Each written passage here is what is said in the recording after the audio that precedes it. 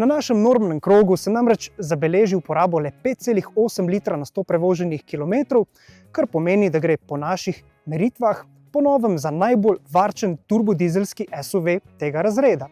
Pri varčnosti mu pomaga tudi 48-voltna blagohibridna tehnologija, no in baterijo tega sklopa lahko najdemo tukaj pod prtljažnim dnom v tejle grbi, in prtljažnik ima nasplošno za ta segment povsem zadovoljivih 520 litrov uporabne prostornine. Poleg tega pa še nekaj zelo uporabnih dodatkov, naprimer te ročice, s katerima lahko zelo preprosto zložimo zadnjo klop, ali pa tipko, ki nam po zaslugi zračnega podvozja omogoči, da se nakladalni rob močno zniža.